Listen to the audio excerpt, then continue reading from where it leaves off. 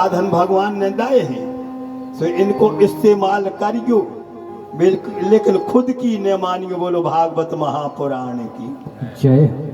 जब पड़ी गर्मी, अब को जा रहा पैदल, भगवान ने कृपा कर दी, मोटरसाइकिल के इंतजाम कर दो, 4 पहियों की गाड़ी आपके लाने दे दी। जब काय के लाने दे दी, आपके इस्तेमाल करवे के लाने दे दी। कि गाड़ी में बैठो, अपनी यात्रा परिपूर्ण करो, गंतव्य स्थान पे पहुंच जाओ, लेकिन वो गाड़ी को अपनी भर न मानियो, भगवान की मान लियो, सो तुम्हारी जीवन यात्रा सफल हो जाए। बोलो वृंदावन बिहारी लाल की। जीवन में जीने की कला बतलाने जा रहा हूं।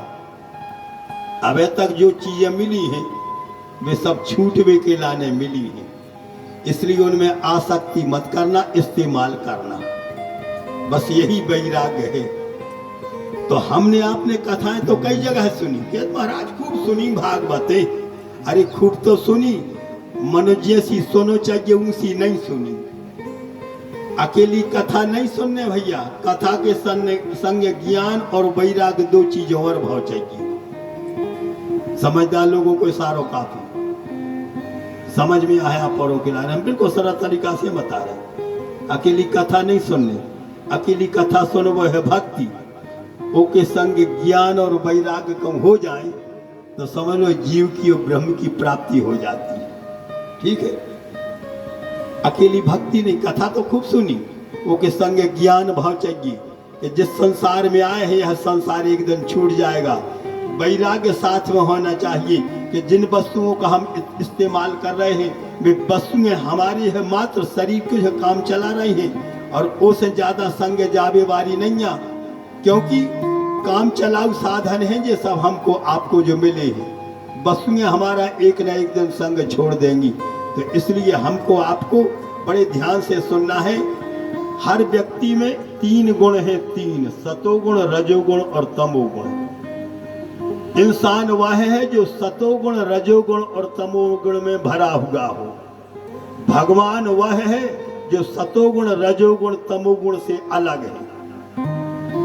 भगवान उनसे कई जात है जो सतोगुण, रजोगुण और तमोगुण से जो अलग है, वे भगवान कई जात है, उनको त्रिगुणातीत कहा जाता है, उनको त्रिगुणातीत कहा जाता है। तो भगवान है त्रिगुणातीत और इंसान है तीनों गुणों में अप्लावित। इसलिए ध्यान से सुनना, कथा सुनना है हमारी भक्ति, और उसका चिंतन करना, उसका मनन करना, ये है हमारा ज्ञान। कथा सुनोगे, भक्ति करोगे तो सतोगुण का शमन हो जाएगा, और जब आप जो चिंतन करोगे तो आपके रजोगुण का शमन हो जाएगा, और जब आप जो यहाँ पर अनुकरण करोगे तो तमोगुण का शमन हो जाएगा। जब भगवान त्रिगुणातीत हैं, इसी प्रकार से जीव त्रिगुणातीत बन जाएगा। तो मानस में बाबा तुलसीदास जी महाराज लिखते हैं कि निर्मल मन जन सो मोहि पावा, मोहि कपट छल छेद न भावा।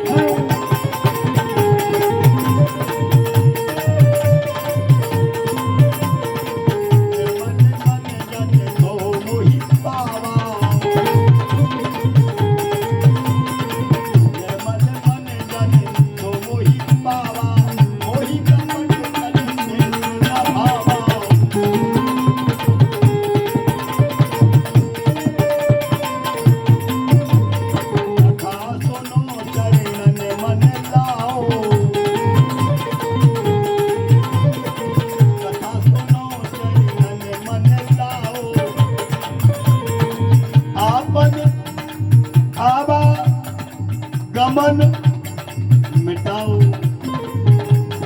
कथा सुनो हटन मन लाओ, अपनी आवो गमन मिटाओ, अपनी आवो गमन मिटाओ। प्रिय सज्जनों, यह कथा सुनने का जो है भागवत का दिव्य संदेश। कथा सुनना भक्ति, चिंतन करना है यहाँ पर रजोगुण की शमन, और अनुकरण करना, उसके अनुसार चलना हमारा आपका यहाँ पर तमोगुण की शमन। जब तीनों गुण शांत हो जाएंगे तो जीवात्मा निर्मल बन जाएगा, और जब निर्मल बन जाएगा तो परमात्मा से जीवात्मा मिल जाएगा। यह है भागवत का दिव्य संदेश। कथा सुनी नारद जी ने, भक्ति देवी के यह दोनों पुत्र होश में आ गए।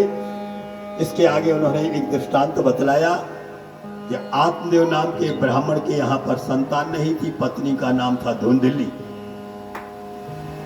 और एक दिन की बात है, आत्मदेव जैसे पंडित यहाँ पर भ्रमित हो गए। इन्होंने सोचा जो लोग दिन रात पाप करते हैं उनकी तो संतान है, और जो लोग दिन रात पूजा पाठ करते हैं तो उनके यहाँ पर संतान नहीं है।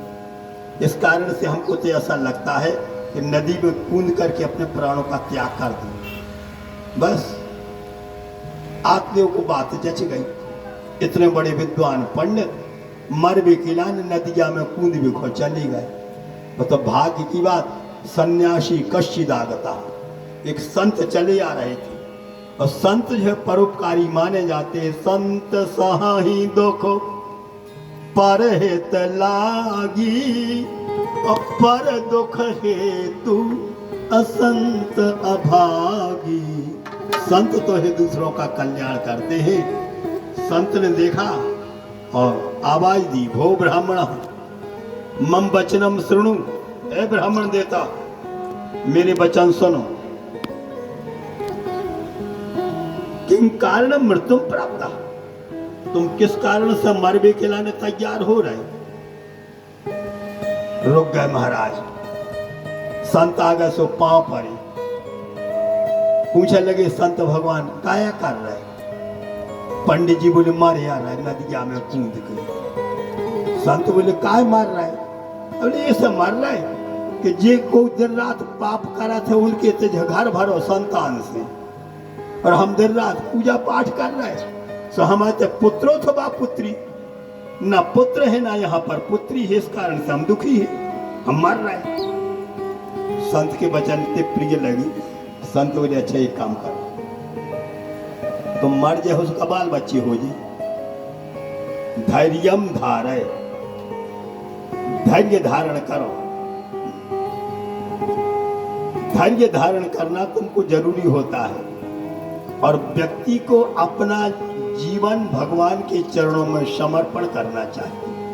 बस यह विशेषता है।